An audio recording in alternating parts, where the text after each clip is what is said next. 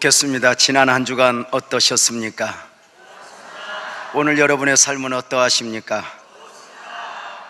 오늘은 맥주감사 주일 예배로 드려지고 있습니다. 하반기를 시작하는 첫 주일을 감사주일로 정해 주셨으면 하나님의 깊은 의도가 있으실 것이라 믿어봅니다. 지난 상반기를 감사로 마무리하고 하반기를 감사로 출발하여 감사로 살아야 함을 원하시는 하나님의 마음일 것입니다. 모든 것에 감사로 시작하고 감사를 우선할 수 있다면 최고의 축복일 것입니다. 여러분은 감사 지수가 어느 정도입니까? 우리 옆에 사람한테 손 한번 꼭 잡고 이렇게 말해 주십시오. 미안합니다. 내가 그대보다 감사할 것이 더 많아서.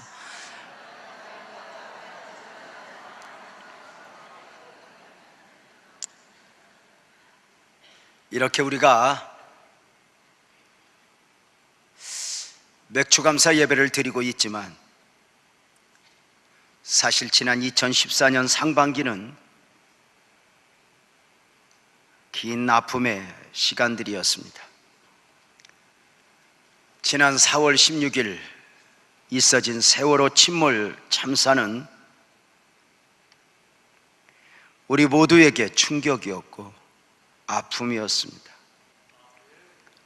많은 분들이 6.25 사변 이후 가장 큰 집단적 충격이었노라고 고백할 정도의 아픔이었습니다.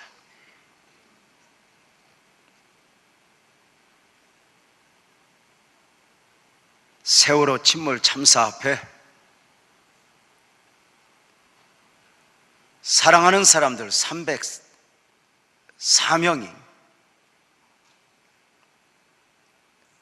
우리 곁을 떠나버리고 말았습니다. 특별히 이 아픔이 안산의 아픔인 이유는 잘 아시는 바대로 304명 중에 단원고등학교 2학년 학생이 250명입니다.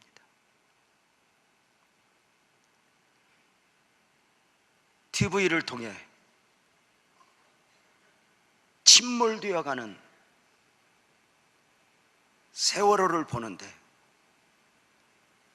틀림없이 그 안에서 아이들이 살려달라고 몸부림을 치고 있을 터인데 아무것도 해주지 못한 우리는 죄인이 되어버렸습니다. 벌써 80일이 지나는 중에 이 아픔은 진행형입니다. 이 모든 상처들이 언제쯤 아물게 될지 누구라도 예측할 수 없을 만큼의 안타까움입니다. 우리 교회에서도 사랑하는 시찬이와 다빈이가 아픔 가운데 하늘나라에 갔고 다윤이는 아직도 물속에서 나오지 못한 채 우리 모두가 기다리고 있습니다. 눈물로 기다리고 있는 엄마 아빠 곁으로 다윤이가 빨리 돌아올 수 있도록 여러분들 기도해 주시기 바랍니다. 분향소에 가보면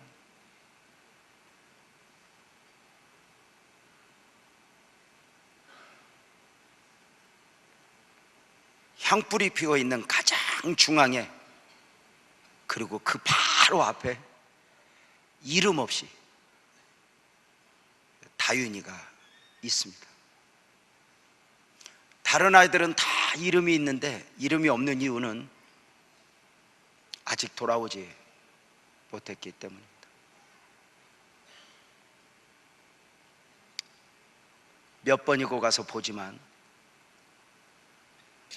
다윤아 빨리 돌아와 하지만 그냥 갈수록 그 마음이 더 하네요.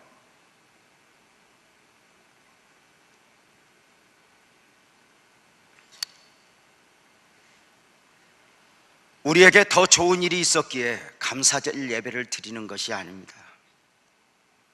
너는 매년 3번 내게 절기를 지킬지니라. 감사는 그 상황이 어떠하든 모든 그리스도인들을 향한 성경적 명령이니 유월절, 맥추절, 수장절을 지키라 입니다. 왜 성경은 우리에게 감사절을 지키라 하는 것이고 감사의 삶을 살라 강조하는 것입니까?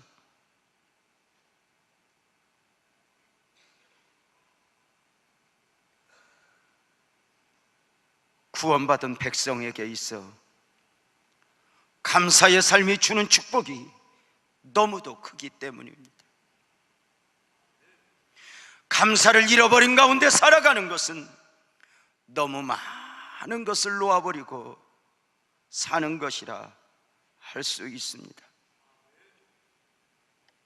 감사 부자가 진짜 부자라.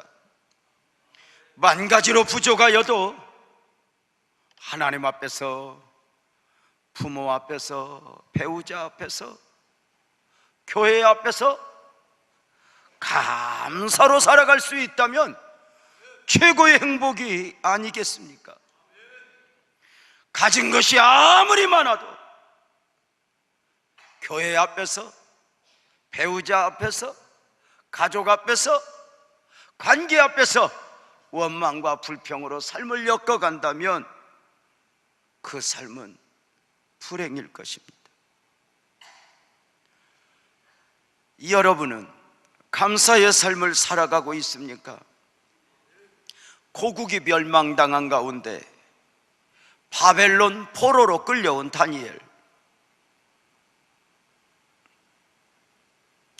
다니엘에게는 타국 땅에서 포로민으로 살아야 하는 처절한 삶을 살았지만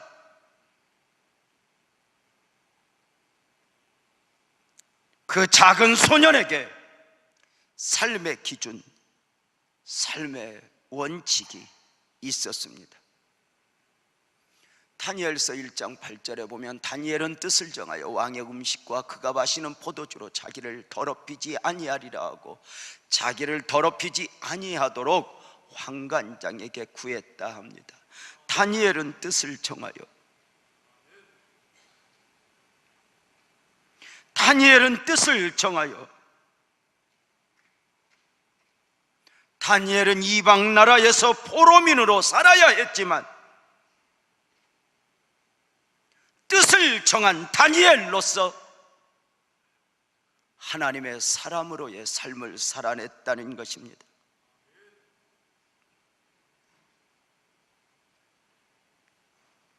오직 하나님 안에서 믿음으로 삶을 살아낸 것입니다. 다니엘이가 뜻을 정하여 신앙인으로서 삶을 살아가기로 작정한 것은 무슨 계산이 있어서가 아닙니다. 내가 이렇게 믿음으로 살면 하나님이 은혜 베풀 거야, 내가 이렇게 믿음으로 살면 하나님이 축복할 거야, 계산이 아니었다는 것입니다.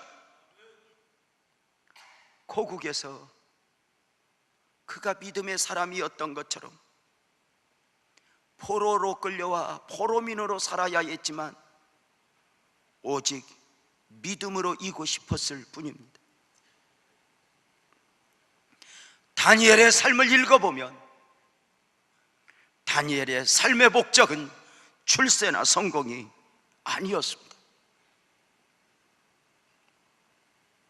다니엘의 삶의 목적은 오직 하나, 뜻을 정하여 하나님의 사람으로 살아가는 것이었습니다.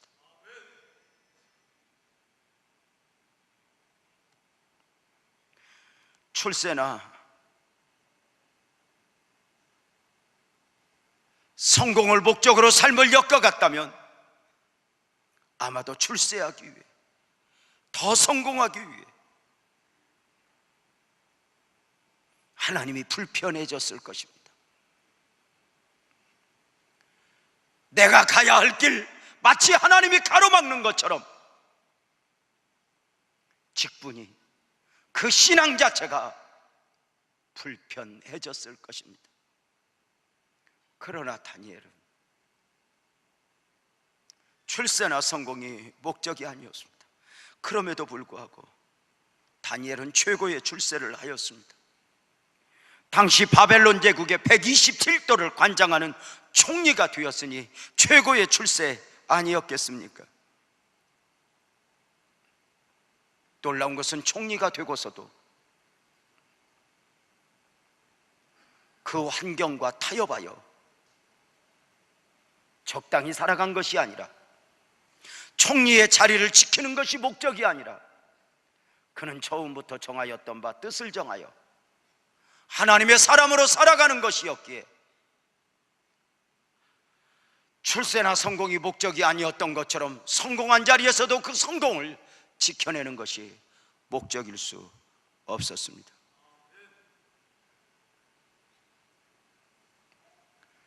여러분이 그리스도인으로서 열심히 삶을 살아야 하는 이유는 무엇입니까? 여러분이 그리스도인으로서 다른 사람보다 별나게 기도해야 하는 이유가 무엇입니까?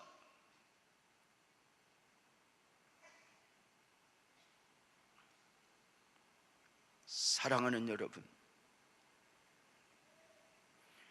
뜻을 정한 다니엘은 하나님의 사람으로부터 무너뜨리려고 하는 세상의 많은 요인들에서 자기 자신을 지켜냈습니다. 이방 나라에서 다니엘이 지켜낸 것이 무엇입니까? 먼저는 이방인의 음식인 왕의 진미를 거절하여 거룩을 지켰습니다. 목숨을 걸고 지킨 거룩입니다. 하나님의 사람으로서 자신을 지켜내고 싶었으니 왕의 진미, 세상의 맛으로부터 지킨 거룩입니다. 혹시 예배하는 성도님들 중에 세상의 그 어떤 맛에 마음을 빼앗긴 분이 있는 것은 아닌지 모르겠습니다. 그렇게 영적이었던 분들도 한순간 세상 맛에 취하게 되면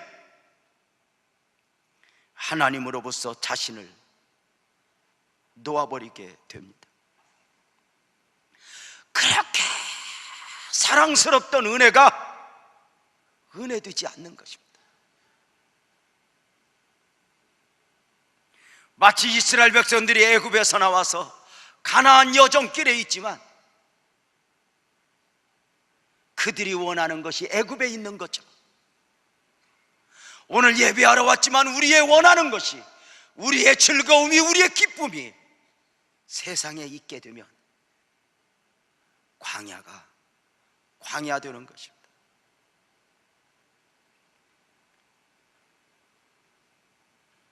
세상 맛에 취하게 되면 그것을 이겨내기가 얼마나 힘든지 아십니까? 이스라엘 백성들이 애굽에서 나오는 데는 하루 만에 나왔지만 그 마음 속에서, 그 삶 속에서 애굽의 맛을, 애굽의 삶을 지워내는 데는 40년이 걸립니다. 애굽이 고통스럽기만 했던 것이 아닙니다. 애굽이라고 하는 곳은 다시 돌아가고 싶을 정도로 매혹적인 곳이 애굽입니다. 거기서 먹던 음식, 즐기던 삶, 얼마나 우리네 마음을 빼앗아가는지 아십니까? 자, 여러분은 말씀 안에서 길들여졌으면 좋겠습니까? 세상 맛에 취해 세상에 길들여진 자가 되기를 원합니까? 다니엘은 거룩을 지켰습니다. 성경의 요구입니다. 내가 거룩하니 너희도 거룩하라.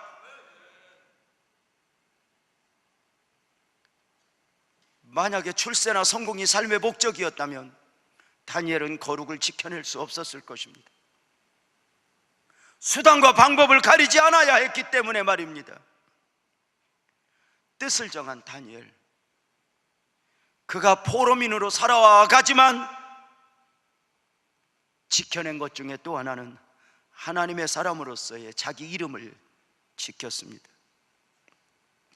우리나라 옛날 일제시대에 창씨개명이 있었습니다. 한국 사람의 이름을 강제로 일본식 이름으로 바꾸게 하는 것입니다. 한국 사람이지만 일본 사람처럼 살게 하는 것입니다. 당시에 많은 사람들이 너도 나도 이름을 일본식으로 바꾸었던 이유는 일본 사람처럼 사는 것이 유익이었기 때문입니다. 그 일제화된 시대 속에서 자기 이름을 지켜낸다는 것 쉽지 않았습니다.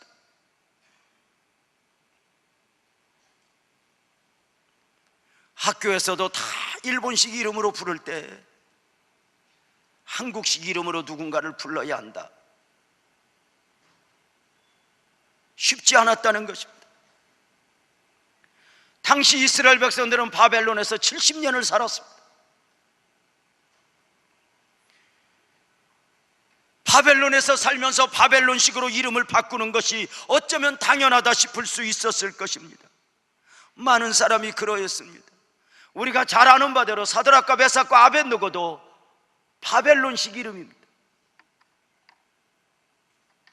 당시 바벨론 정부는 다니엘에게 벨드사살이라고 하는 이름을 주었습니다. 그리고 벨드사살로 살 것을 요구했습니다. 너희 바벨론에서 성공하려면, 출세하려면 벨드사살로 살아라 였습니다. 그러나 다니엘은 거절했습니다. 다니엘은 바벨론식 이름으로가 아니라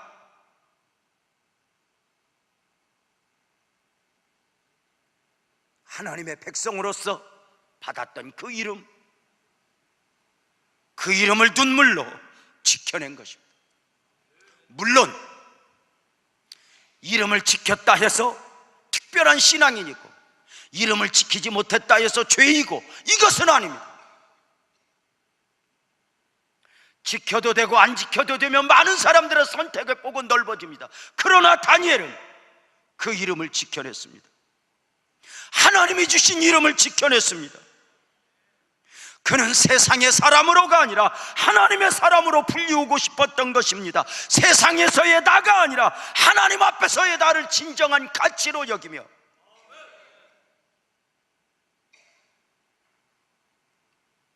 하나님이 주신 그 이름으로 불리우기를 원했던 것입니다.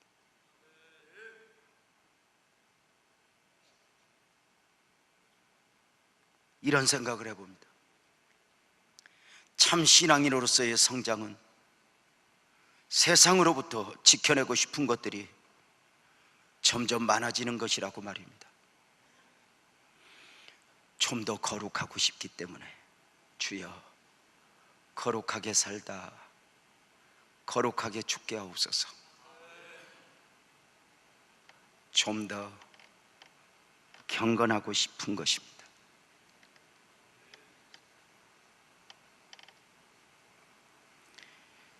신앙인으로서 지켜내야 할 것에서 하나하나 양보하게 되면 어느 순간 교회도 성도도 세상과 구별되지 않을 만큼 세속화 되는 것입니다. 성도님들 개인적으로 그 신앙에 있어 그 삶에 있어 지켜내고 싶은 것이 있다면 무엇이 있습니까? 한국 교회는 적어도 교회를 다니는 사람이라면 술을 금해야 한다, 담배를 금해야 한다가 상식이 되어버렸습니다. 그리고 이것을 지켜내는 가운데 한국 사회가, 한국 교회가 받은 복은 사실은 상상할 수 없을 만큼 크다는 것을 인정합니다. 예수 믿는 사람이 술을 안 마셔도 우리나라가 음주 세계에서 1위인데 우리까지 마셔봐 특급이지. 그런데 어느 날부터인가 책상 앞에서 공부하던 목사들이 술 마신다고 지옥 가나? 담배 핀다고 지옥 가나? 예, 지옥 가지 않습니다. 그러는 순간에 어느 교단에서는 취하지 말랬지 마시지 말란 것은 아니었다 해서 홀짝 마시기 시작했습니다.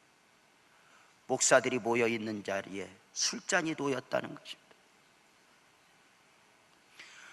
어느 날 교회 안에 세상이 들어와 버렸습니다. 교회가 세상으로부터 오염되어 버렸습니다. 물이 오염되면 모양은 물이지만 생명을 살려낼 수 없습니다. 교회가 오염되면 더 이상 교회는 생명을 살려낼 수 없습니다. 왜? 교회가 살려내야 하는 생명은 육적 생명이 아니라 영적 생명이기 때문입니다. 우리가 어릴 적부터 신앙생활했지만 옛날에는 주의를 지켜도 얼마나 정성을 다해서 지켰습니까? 새벽부터 저녁까지 지켜야 한다는 거예요. 거룩하게 지켜야 한다는 거예요. 그래서 할 수 있거든 돈도 쓰지 말고, 할 수 있거든 자동차도 타지 말고 오락을 금해라. 그래서 TV도 못 보게 하는 거예요. 그런데 주일날 월드컵 축구를 하는 거예요. 보고 싶은데 그걸 TV 앞에서 씨름을 하는 거예요. 주님 보고 싶어요, 보고 싶어요. 주일이다. 하나님이 그렇게 해서 나 이제 혼자 그러지. 주일이다. 주님 잠깐만 스코어만 볼게요. 얼른 들어서 보고 또 꺼. 주님 주일이라 껐습니다. 이게 어찌 보면 뭐 율법적 신앙이니 무엇라 해도 이 안에서 우리가 누릴 수 있었던 영적인 은혜들이 얼마나 컸는지 아세요? 삶도 신앙도 조금은 불편하지만 원칙 아래서 살아가면 복이 있어요. 근데 그저 편리주의로 가요. 이러면 이제 문제가 되는 거 아니에요?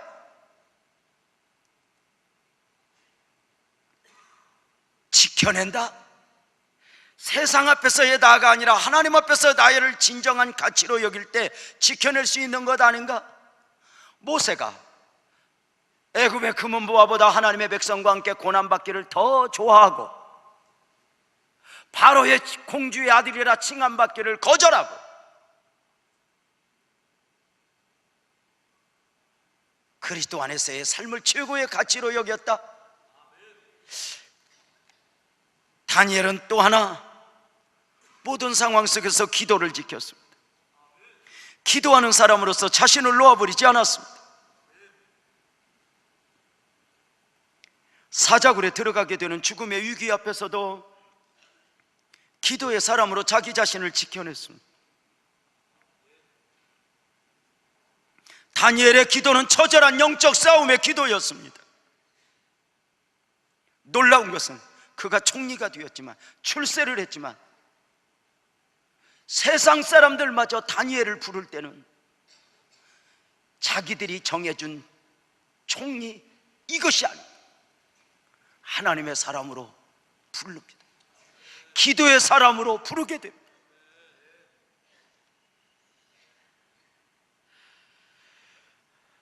성도님들은 불리우고 싶은 호칭이 있다면 무엇이 있습니까? 그 호칭이 세상 안에 있습니까? 아니면 신앙 안에 있습니까? 사무엘은 기도를 쉬는 죄를 범하지 않겠노라 했습니다. 기도를 쉬는 것이 죄인가? 아닐 것입니다. 그것 때문에 지옥 가는 것이 아니니 말입니다. 그러나 적어도 사무엘의 삶의 기준에는 그것이 죄였습니다. 나는 누구인가? 나는 누구여야 하는가? 하나님 안에서 분명하게 자기 정리를 하고 삶을 엮어가는 것입니다. 다니엘은 뜻을 정하고 살아가는 사람과 이런들 어떠하리 저런들 어떠하리 환경이 원하고 형편이 되는 대로 살아가는 사람의 결국은 다릅니다.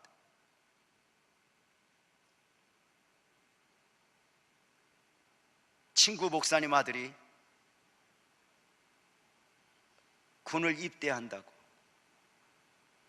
인사하러 왔습니다. 함께 식사를 하면서 이렇게 이야기합니다. 목사님, 기도 많이 해주세요. 그래, 해야지. 저는 이렇게 부탁할 줄 알았어요. 목사님, 군 복무 잘 마치고 사고 없이 건강하게 돌아올 수 있도록 기도해 주세요. 이럴 줄 알았어요. 근데 이렇게 말하는 거예요. 목사님, 제가 군에 입대하면서 목표를 세웠습니다. 뭔데? 책을 200권 읽고 제대하기로 목표를 세웠습니다. 목사님, 책을 200권 읽고 제대할 수 있도록 기도를 꼭 해주세요 하는데, 알았어. 그는 사고 없이 군 복무를 마치는 것이 목적이 아니었습니다. 그는 뜻을 정했습니다. 그리고 입대를 했습니다. 그리고 제대할 때 그는 책을 읽는 것을 목적으로 딱 삼으니, 뜻을 정하니 어떤 부대로 가든 무슨 일을 하든 아무 문제가 되지 않았습니다. 그의 기도는 딱 하나입니다. 하나님, 책을 많이 읽을 수 있는 환경을 주세요. 그는 제대할 때 138권의 책을 읽고 제대를 했습니다. 제대하고 와서 역시 같이 식사를 하면서 너 대단하다 그랬더니, 목사님, 아니에요. 아직도 읽지 못한 게 많아요. 저는 가야 할 길이 멀어요. 계속 기도해 주세요 하는데, 그 작은 청년 앞에서 또 하나의 미래가 보여지는 것입니다.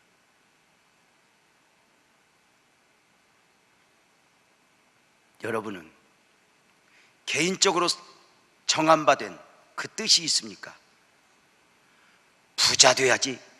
그것은 뜻이 아닙니다. 욕심이지. 출세해야지. 누구나 가지고 있는 이상입니다. 막연한 것입니다.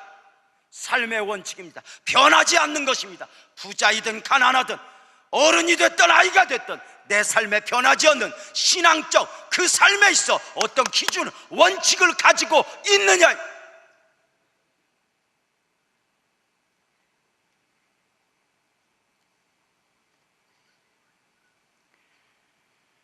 무엇보다 다니엘은 최악의 환경에서 최선의 감사를 드리는 사람으로 결단하였습니다.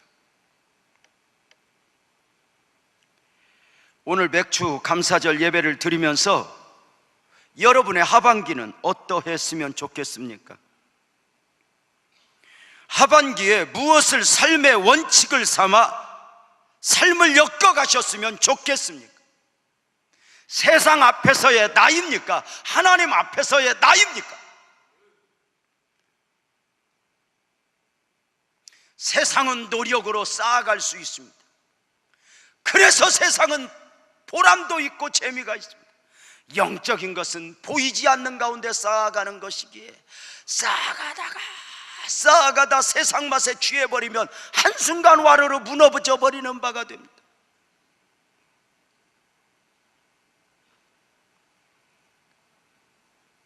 오늘 우리가 함께 읽은 시편 100편의 말씀을 근거로 신앙인으로서 품어야 할 원칙을 우리에게 소개하고 있습니다. 감사로 살아가는 삶으로 결단하는 것입니다.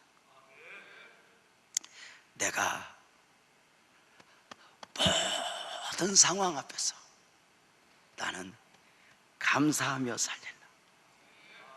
감사는 더 나은 환경적 조건에서 있어지는 것이 아닙니다. 이 땅을 살아가는 그리스도인이라면, 구원받은 당신이라면 감사는 기본적 삶의 원칙이어야 하고 모든 삶의 우선이어야 합니다. 성경이 우리에게 감사의 삶을 살라 하였음은 감사의 삶을 사는, 감사의 삶이 주는 축복이 너무 크기 때문입니다. 이 감사의 축복을 믿는 다니엘은 사자굴 앞에서 감사했고, 사도 바울은 감옥에서 감사했습니다. 시편 100편 4절 말씀은 이렇게 말을 합니다. 감사함으로 그 문에 들어가며 찬송함으로 그의 궁정에 들어가서 그에게 감사하며 그 이름을 송축할지어다.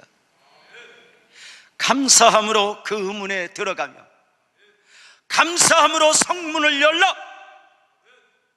감사함으로 삶의 현장에서 삶을 엮어가라. 사랑하는 여러분, 감사의 삶은 저와 여러분의 삶 속에 놀라운 기적과 축복을 가져오는 통로가 됩니다.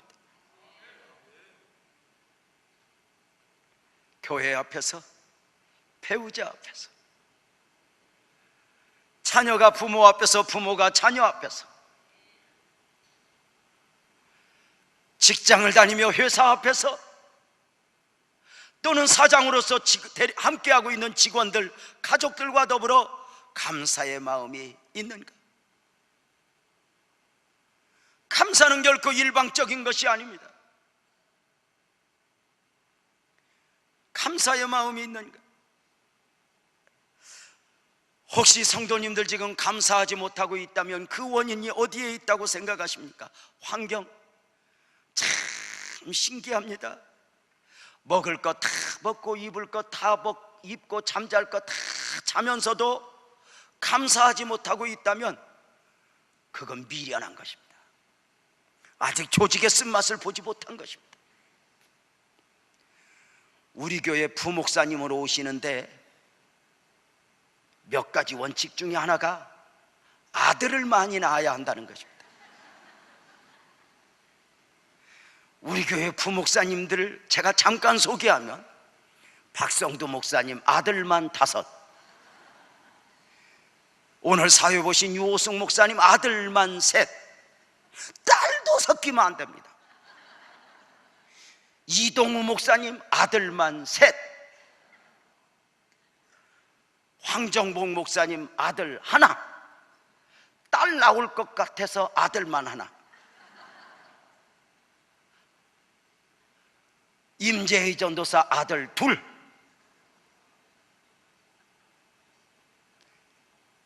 지난주에 소개한 김홍식 목사가 아들만 3.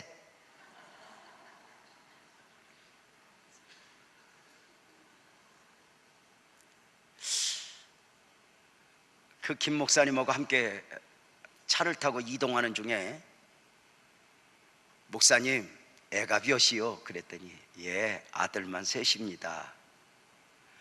그런데 아주 기운이 없었습니다. 옛날에는 딸만 3입니다. 그러면 몹쓸 것만 3이요 그랬는데 요즘에는 바뀌었습니다. 아들만 3입니다. 애가 몇 살이요? 그랬더니요, 예, 큰애가 5살이고요, 둘째가 3살이고요, 셋째가 2살입니다. 여러분 5살, 3살, 2살 함께 살아봐. 그게 정상적 가정이겠는가? 제가 목사님 사모님에게 잘해요, 많이 힘들 거예요 그랬더니 이 이야기를 해요. 목사님, 우리 아내가 결혼해서 처음 애 하나 낳고 죽는 것만큼 힘들다고 그러더래요. 어떻게 이 애를 키우냐고 날마다 울면서 키웠대. 그래서 어떻게 좀 힘이 안 들까 하는데 둘째가 태어났는데, 둘째 키우다 보니까 옛날 하나 키울 때 힘든 건 힘든 것도 아니었더래.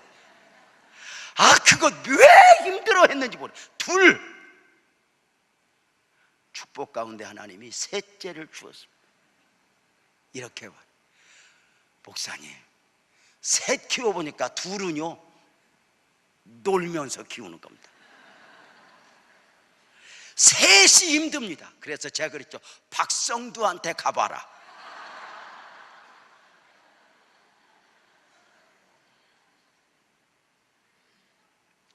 무엇이 여러분 힘들어요? 힘들다고 느끼는 것은 지극히 주관적인 거 아세요? 절대로 객관적인 게 아니에요.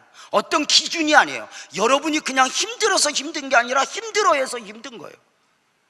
제가 우리 성도들을 상담하고 많은 성도들을 상담하는데요, 제가 혼자 상담했으면 거짓말이라고 할 거야. 우리 아내하고 둘이 앉아 있는데 한 성도님이 오셨어요. 상담하러. 가장 좋은 차 타고 이 밑에 내 방에서 엉엉 울어. 나는 쫓겨나서 이렇게 우는 줄 알았어. 나도 이제 같이 슬퍼해야 되잖아. 왜 울어? 왜 울어? 그랬더니 이렇게 말해요. 목사님, 나 너무 사는 게 힘들어요. 왜? 나는 옷을 입으면 너무 이뻐요.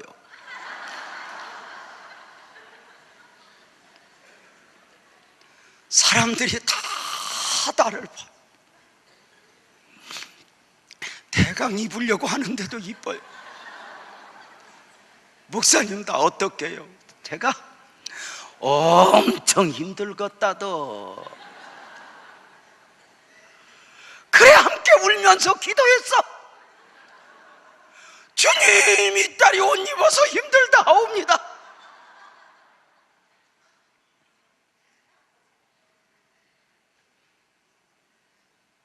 여러분,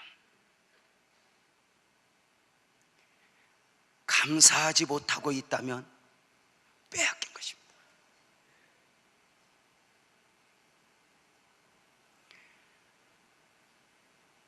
선악과를 먹고 제일 먼저 나타난 죄성이 감사를 빼앗아가는 것입니다. 감사를 빼앗기는 순간 원망하고 불평하게 되는 것입니다. 사람이 살아가면서 배우자 앞에 감사할 수 있다면, 자식이 부모 앞에 감사할 수 있다면, 부모가 자식에게 잘 커주는 거, 그거 감사할 수 있다. 그 뭐 서울대 못 가는 거 이런 거 욕심 좀 그만 내고. 아니, 이번에 우리 아이들 250명 다 보내고 나니까요, 자식들, 애들 다 이뻐요. 걸어 다니는 놈도 다 이뻐. 심지어 모여 앉아서 담배 피고 있는데 그 놈도 이뻐. 죽지만 말아라. 너 죽지 말아라. 다 욕심이야. 막 어떤 엄마는 또 막 공부 못 한다고, 자식 공부 못 한다고 막 울고 불고 나한테 와서, 목사님, 내가 그렇게 기도하는데 왜 우리 아들 실력이 안 올랐냐는 거예요. 네가 낳고도 모르겠냐? 아니, 낳기는 네가 낳고 닮기는 옆집 교수 닮으면 좋겠냐? 자식이 공부 못하는 거 보면 내 자식임이 확인됐으니까 감사해야 하는 거 아니냐?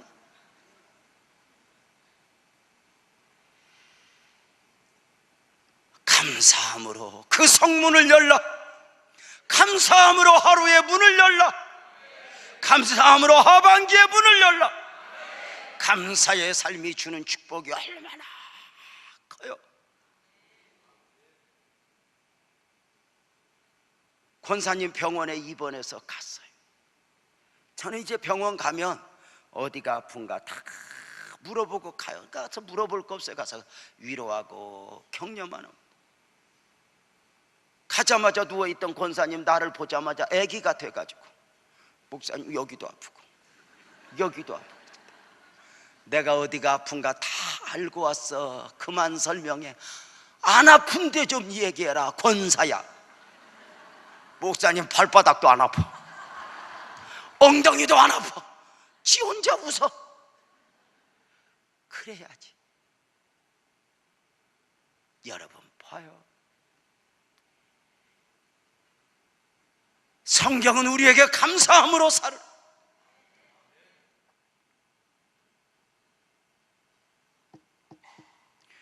감사함으로 그 궁정에 들어가라. 성전에 감사함으로. 예배당 문을 열고 들어올 때 가장 큰 재물이 보여. 감사해. 시편 50편 23절은 이렇게 말합니다. 감사로 제사를 드리는 자가 나를 영화롭게 하나니. 감사해. 감사의 제사를 하나님이 기뻐 받으시고요, 감사의 예배를 드리며 감사의 삶을 엮어가는 것.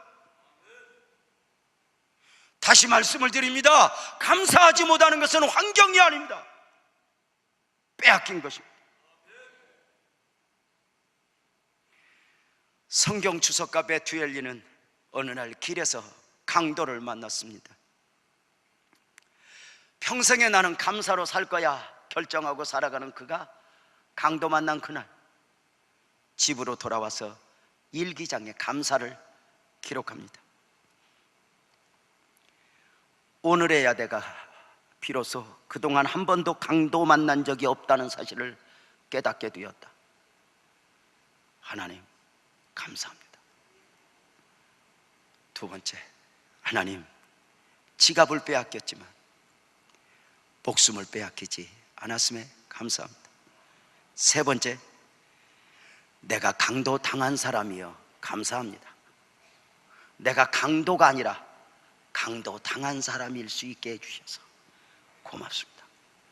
여러분, 힘들게 하는 사람이 있고 그 사람으로 인하여 힘들어하는 사람이 있다. 둘 중에 하나 선택하라면 여러분은 힘들게 하는 사람이고 싶어요? 아니면 힘들어하는 사람이고 싶어요? 차라리 힘들어하는 사람이 낫지 않아요? 인생이 살아가는데 역할이 있다면 한나가 있고 분인나가 있어요. 분인나가 한나를 괴롭혀요. 근데 하나님의 뜻은 눈물을 흘리는 한나를 통해서 성취돼. 누구였으면 좋겠어요? 여러분은 누구였으면 좋겠어요? 감사를 잃어버리지 않았어요? 부모님 살아계실 때 부모님 생활비를 보내드리던 우리 가정에 잠깐의 여유가 생겼습니다. 부모님들이 돌아가시면서 잠깐 생활비를 돕지 않아도, 보내드리지 않아도 될 만큼의 여유가 생기자마자 가까이 있는 목사님, 친구 목사님 사역이 아주 어려움에 처하게 되는 것을 알면서 잠깐이면 되려니 하고 한 달에 100만 원씩 3년을 넘게 보내주었습니다. 목사의 가정은 아무리 많아도 남는 게 없어야 하고 아무리 부족해도 모자람이 없다는 것이 또 그렇게 삶의 지혜이고 삶의 원칙입니다. 모아놓고 사는 것이 목적이 아니니까요.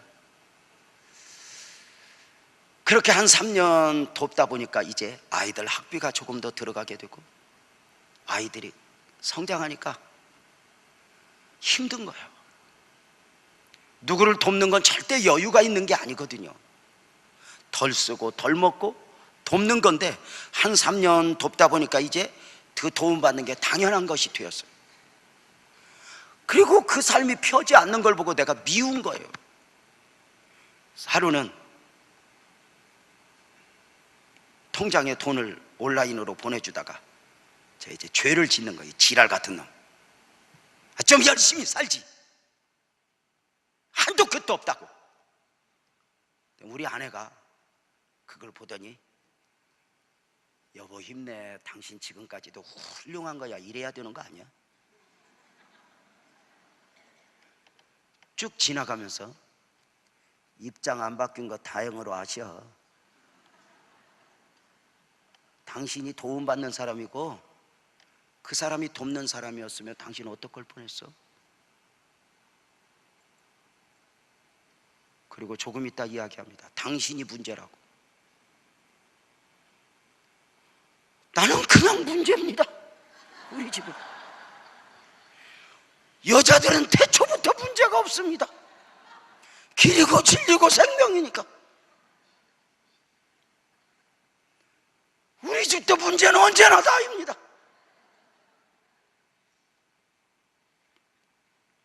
왜? 그랬더니 이렇게 말해요. 당신이 돕는 게 문제라고. 그분이 어려우면 하나님 앞에 가서 울어야 하는데 당신이 도우니까 그가 하나님 앞에 가지 않는 거 아니냐고. 하나님 앞에 가야 할 길목을 당신이 막고 있는 거라고. 당신이 회개해야 한다고. 갑자기 문제가 되었고 갑자기 회개할 거리가. 여러분 보세요. 저는 그를 돕지 않으면 금방 그가 어려워서 죽어버릴 줄 알았어요. 여러분, 기다렸다는 듯이 더 잘 살아요. 여러분 아세요? 우리가 감사하고 있는가? 누구 때문에 힘들어요? 힘들게 하는 사람이 아니어서 감사한 거 아니에요? 그냥 감사할 수 있다면 좋은 거 아닌가? 여러분의 언어에는 감사가 있어요? 여러분의 표정에는 감사가 있어요? 생각에는, 예배에는. 그리스도인은, 구원받은 그리스도인은 감사로 옷을 입고 살아야 되거든요. 누구 때문에 힘들다 이렇게 말하지 마세요. 우리 모두는 은혜로 사는 거예요. 더 크게 아멘. 수도원과 감옥의 차이가 무엇입니까? 수도원과 감옥은 공통점이 참 많습니다. 높은 담장, 까다로운 규칙, 자유 없음, 절제의 요구, 외출 금지. 그럼에도 무엇이 감옥을 감옥으로, 수도원을 수도원으로 만드는지 아십니까? 삶의 태도입니다. 수도원은 언제나 감사로 묵상하며 하루의 삶을 시작하고 감사로 하루의 삶을 마무리합니다. 감옥은 원망과 불평으로 눈을 열고, 그리고 원망과 불평으로 꿈을 꿉니다. 가서 원수가 불 거야. 내가 하늘 불 거야. 만약 수도원에서 감사를 잃어버렸다면 수도원은 감옥이 될 것입니다. 감옥에서 감사를 회복했다면 최고의 은혜의 장소가 될 것입니다. 내 인생이, 내 심령이 천국이 되느냐 지옥이 되느냐는 스스로 태도에서 결정이 나는 것 아니겠습니까? 감사의 삶에 가져다주는 축복이 크다 말씀을 드렸습니다. 미국에서 한 성공적 인생을 살아낸 분이 자서전을 썼습니다. 자신의 인생 가운데 젊은이들에게 꼭 전해주고 싶은 내용이 있다 해서 쓰여진 자서전입니다. 그는 12살 때 어느 한날 교통사고로 엄마 아버지를 한꺼번에 잃어버렸습니다.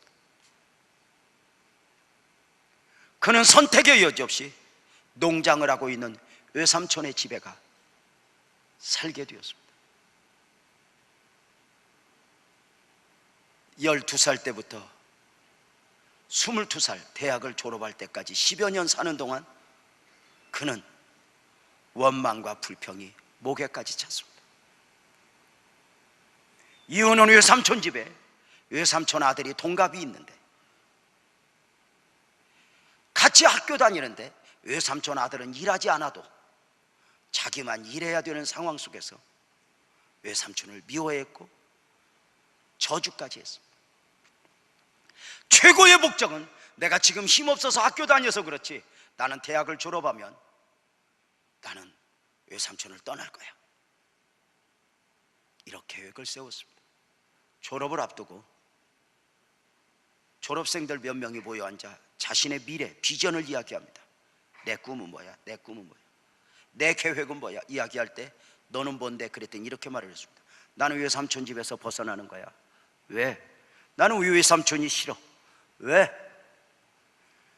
내가 외삼촌 집에서 10여 년 동안 사는 동안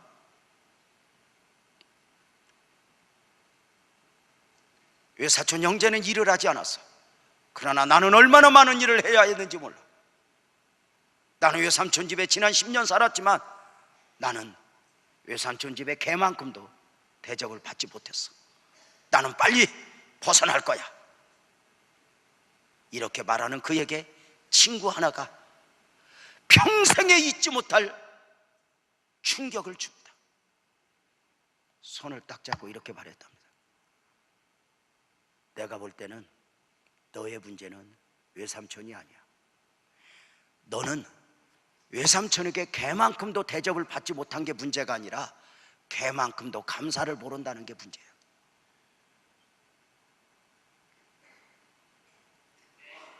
외삼촌이 아니면 누가 너를 품어주었겠니? 너는 개만큼도 감사를 모르는구나. 대학을 졸업한 그는 충격을 받습니다.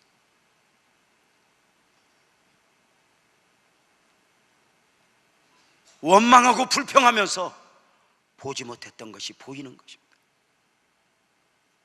그는 삶의 원칙을 정했습니다. 나는 감사로 살 거야. 나를 힘들게 하는 사람, 내게 손해보게 하는 사람 모두 앞에서 감사할 거야. 땡큐, 감사할 거야. 그리고 그는 정말 그렇게 감사를 무너뜨리지 않는 삶의 원칙 안에서 살았습니다. 자신을 향하여 사기를 치는 사람도 있고 힘들게 하는 사람이 있지만 다 감사하고 감사로 마무리할 때 결국 그들이 부메랑처럼 돌아와서 자기를 도왔습니다. 그리고 그는 성공자가 되었습니다. 그리고 감사함이 주는, 감사로 살아가는 삶이 주는 축복을 이야기합니다.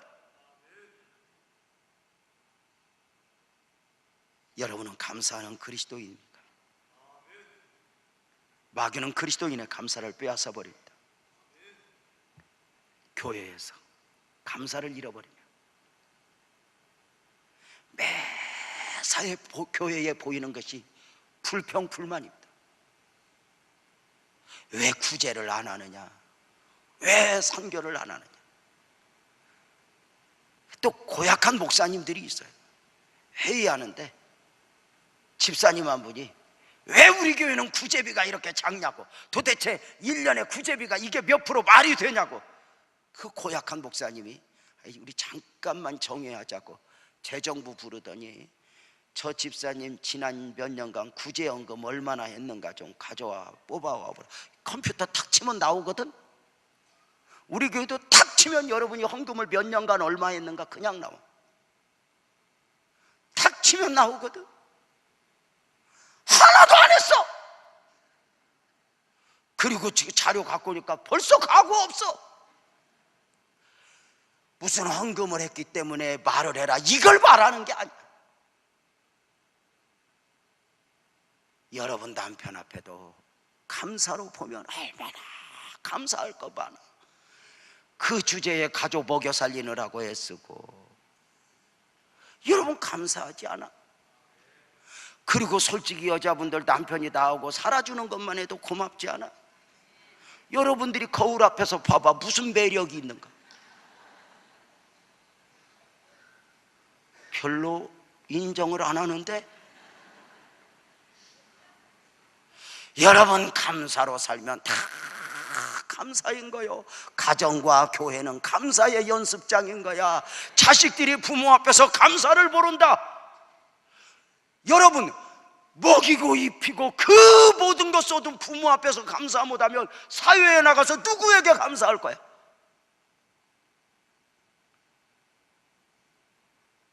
누구에게?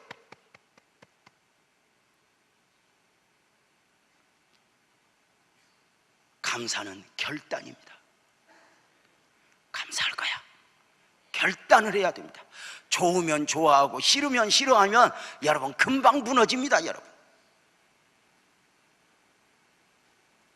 결단. 감사는 은혜 안에서 하는 겁니다. 은혜 받으면 다 감사해요. 여러분 은혜 받아보세요. 목사님 보면 그냥 다 고맙지. 근데 은혜가 떨어지면요 쳐다도 안 봐요.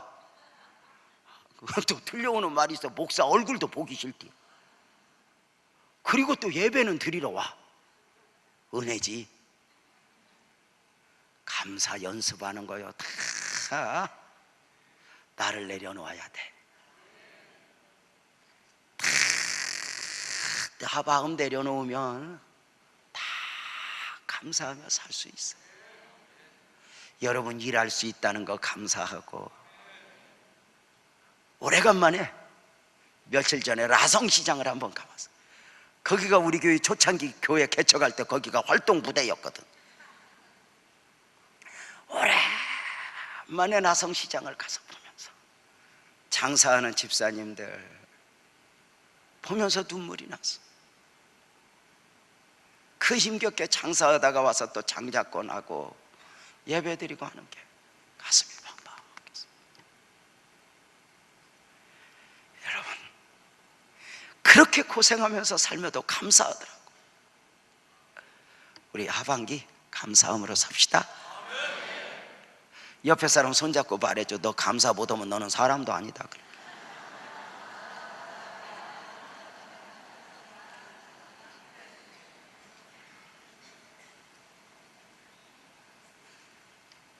마귀가 두려움을 줘. 미래의 두려움을 줘. 그래서 감사를 빼앗아가는 거예요.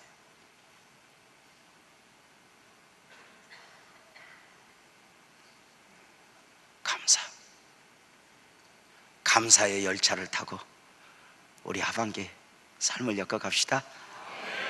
기도하겠습니다.